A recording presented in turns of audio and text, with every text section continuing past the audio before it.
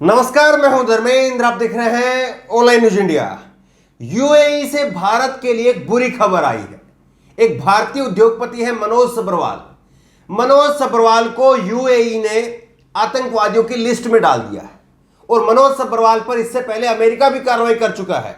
और अमेरिका ने क्या कुछ कार्रवाई की थी और ईरान में ये क्या कुछ कर रहे थे वो आपको बताएंगे। लेकिन यूएई ने जो किया है, अभी जो ताजा खबर है यूएई की तरफ से, वो वाकई भारत के लिए शर्मिंदगी भरी खबर है। लेकिन इस खबर को लेकर के कहीं पर कोई चर्चा नहीं होगी, इस खबर को लेकर के कोई प्राइम टाइम नहीं बनेगा। ये खबर आपने ना ही किसी चैनल पर देखी होगी। और अगर यही मनोज सब्रवाल की जगह पर इसका नाम कुछ और होता तो फिर इसको लेकर के चर्चा होती, क्योंकि यहां पर नाम से, कपड़े से, पहनावे से जो है वो चीजें तय होती है और प्रधानमंत्री जी इस बात पर कह चुके हैं।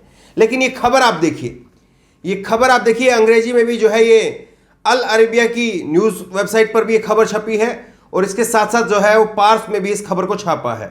तो किस तरह से भारत के लिए एक शर्मिंदगी भरी खबर जो है इसको कहा जा सकता है। अल अरेबिया की न्यूज़ वेबसाइट पर छपा है कि UAE adds 38 individual and 15 entities to terrorist list. तो आतंकवादियों की लिस्ट में जो है शामिल किया गया है 38 व्यक्तियों को और 15 कंपनियों को आतंकवादियों की लिस्ट में शामिल किया गया है। और इसमें जो लिस्ट में आप नाम देख रहे हैं, ये लिस्ट है और इसमें ये 38 व्यक्तियों के नाम हैं। लेकिन इसमें 11वें नंबर पर जो नाम है वो नाम है मनोज सब्रवाल ओम प्रकाश इंडिया। मनोज सब्रवाल है, उनके पिता का नाम ओम प्रकाश है और वो भारत से ताल्लुकात रखते हैं। ये नाम जो है भारत के शर्मिंदगी भरा है और इस नाम की वजह से भारत की जो है वो थू हो रही है। यही खबर जो है पारस में भी छपी है। ये पारस में आप देखिए, पारस टुडे ने इसको छापा है। ईरान और भारत समेत कई देशों के 38 नागरिकों और कंपनियों को यूएई ने ब्लैकलिस्ट कर दिया है। यहां पर ये ब्लैकलिस्ट छापा है, लेकिन ये आतंकवादियों की लिस्ट में इनका नाम डाल दिया गया है। ये आप देखिए, संयुक्त अरब अमीरात यूएई ने ईरान और भारत समेत कई देशों के 38 नागरिक और कंपनियों पर आतंकवाद के समर्थन का आरोप लगाते हुए उन्हें ब्लैकलिस्ट कर दिया है। आतंकवाद का समर्थन कर रहे थे ये लोग, कोई ऐसा वैसा काम नहीं था, कोई छोटा मोटा काम नहीं था, आतंकवादियों का बाकायदा समर्थन कर रहे थे। यूएई की सरकारी न्यूज एजेंसी की रिपोर्ट के मुताबिक इस देश की कैबिनेट ने 38 लोगों और कंपनियों को नामों को आतंकवाद समर्थक बताते हुए ब्लैकलिस्ट कर दिया है। अबू धाबी सरकार का कहना है कि यह कदम आतंकवादियों के लिए धन की आपूर्ति करने वाले नेटवर्क को तोड़ने और उनकी गतिविधियों पर लगाम लगाने के लिए उठाया गया है। सरकार ने देश की खुफिया एजेंसी और पुलिस से कहा है कि 24 घंटे से भी कम में देश के कानून के मुताबिक इस लिस्ट में शामिल लोगों और कंपनियों के खिलाफ कार्रवाई की जाए। यूएई के कानून के मुताबिक 24 घंटे के अंदर अंदर ये मनोज सब्रवाल और इन जैसे जितने भी लोग हैं उनके ऊपर कार्रवाई की जाएगी। और इस लिस्ट में जो है, एक बड़ी लिस्ट आपको फिर से दिखा देते हैं। ये लिस्ट आप देखिए, 1 2 3 4 5 6 7 8 9 10 11 यहां पर नाम है, 11वां और उससे आगे भी है। लेकिन जो नाम है पहले आप देखिए, पहले नंबर पर है वो अहमद मोहम्मद है, ये यूएई से है। दूसरे नंबर पर मोहम्मद है, वो भी यूएई से है। चौथे पर भी यूएई से है। 5वें पर यूएई से है, लेबनान से है, इराक से है, यमन से है। उसके साथ में 11वें नंबर पर इंडिया से है, यमन से एक और है। 13वें नंबर पर भी यमन से है, अफगानिस्तान से है, यमन से है।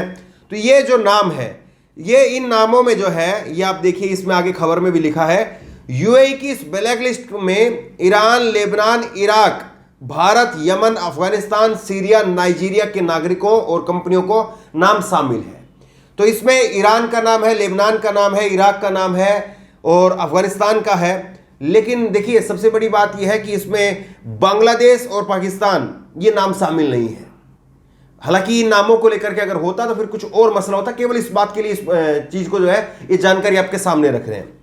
प्रतिबंधित सूची में अधिकांश उन कंपनियों और लोगों के नाम है जो शिपिंग और विनिमय क्षेत्रों से जो है जुड़े हुए हैं। इसमें से जो जितने भी लोग हैं वो ज्यादातर शिपिंग और मनी एक्सचेंज के कारोबार से जुड़े हुए लोग हैं जो ये काम कर रहे थे। गौरतलब है कि यूएई ने फैसला ऐसी स्थिति में लिया है जब उसे खुद पर क्षेत्रीय देशों को आतंकवाद बढ़ावा देने और आतंकवादी गुटों पर समर्थन का आरोप लगा है।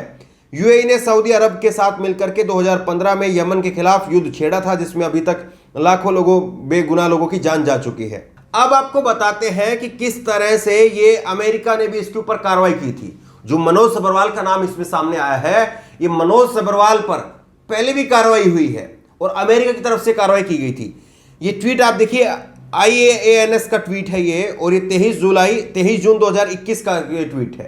23 जून 2021 को भी खबर सामने आई थी जब अमेरिका ने इसके ऊपर कार्रवाई की थी। दरअसल अमेरिका की जो ट्रेजरी डिपार्टमेंट है उसने कार्रवाई की थी, और ये जो मनोज सब्रवाल है इसके ऊपर आरोप ये लगे थे कि इसने 10 लाख डॉलर से जो है वो ईरान के अंदर वहां पर आतंकवाद फैलाने और यहूदियों की मदद करने के लिए जो है वो उसका प्रयोग किया था। और तब जो है कार्रवाई करते हुए अमेरिका ने फिर इसको सूची में डाल दिया था। तो आप ये बताइए, मनोज सब्रवाल का नाम है और ये स्मगलिंग नेटवर्क में जो है ये पकड़ा गया था। किस तरह से जो है ये लोग लगातार भारत को बदनाम करने का काम करते रहे हैं। और अभी जो है वो नरेंद्र मोदी 23 सितंबर को अमेरिका भी जा रहे हैं। अमेरिका जाने से पहले ये खबर सामने आना और उससे UAE में 38 लोग जिसमें भारतीय भी एक है उसको यहां पर ब्लैकलिस्ट करना, उसका आतंकवादियों के साथ में समर्थन बताना कि वो आतंकवादियों को समर्थन कर रहा है, वो 10 लाख डॉलर जो है वो यमन में भेजता है यहूदियों के लिए। तो सारी चीजें किस ओर इशारा कर रही है आप सोच करके देखिए। कई बार जो है वो एक शब्द का इस्तेमाल किया जाता है, वो मैं नहीं करना चाहूंगा, लेकिन एक शब्द का इस्तेमाल जो है वो भारत के अंदर कई सारे राजनेता करते हैं, हिंदू टेरर का। लेकिन उस टेरर का, हिंदू टेरर का जब नाम आता है तो यहां पर जो है एक विवाद छिड़ जाता है। और लाजमी है कि टेरर को किसी धर्म के साथ जोड़ना वो गलत भी है, उस पर विवाद होना भी चाहिए। लेकिन जब भी टेरर की बात होती है तो समुदाय विशेष के, धर्म विशेष के लोगों को ही जो है वो सांचे में डाल करके देखा जाता है कि हाँ मुसलमान है, दाढ़ी टोपी वाला है, उर्दू नाम वाला है, तो हाँ इसने कुछ ना कुछ किया होगा। लेकिन मनोज सब्रवाल का नाम है इसलिए सब जगह चुप्पी है। इस खबर को लेकर के कहीं पर कोई आवाज नहीं उठ रही। आप कह सकते हैं कि क्या खबर है, ठीक है, वहां पर कोई पकड़ा है, वहां की जो सरकार है वो इस पर फैसला करेगी, जो भी वहां का कानून अच्छा समझेगा वो उस पर कार्रवाई होगा, आप ये सब कह सकते हैं। हम भी कह रहे हैं कि हाँ बिल्कुल सामान्य सी बात है, वहां पर जो इसने गुंडागर्दी की है या वहां पर जो उसका कानून तोड़ा है, वहां पर UAE का कानून तोड़ा है, वहां की UAE की सरकार इसको दंड देगी, सजा देगी। लेकिन आप ये देखिए नैरेटिव कैसे सेट किया जाता है, आप इस बात को समझने की कोशिश कीजिए। बात बड़ी यह है कि नैरेटिव कैसे सेट किया जाता है। मनोज सब्रवाल का नाम है इसलिए कहीं पर कोई चर्चा नहीं हो रही है, और ये मनोज सब्रवाल की जगह पर कोई मोहसिन खान होता तो फिर क्या बात होती। और ये इंडिया का ही है मनोज सब्रवाल, जिस बार हम इतना चर्चा जो है इस पर कर रहे हैं। अगर कहीं और का होता, पाकिस्तान का होता, कहीं और से होता, हम नहीं चर्चा करते, हमको क्या है। लेकिन ये भारत का है, भारत का होने के नाते हमारे लिए भी एक, भारतीय होने के नाते हमारे लिए भी एक शर्मिंदगी का कारण है।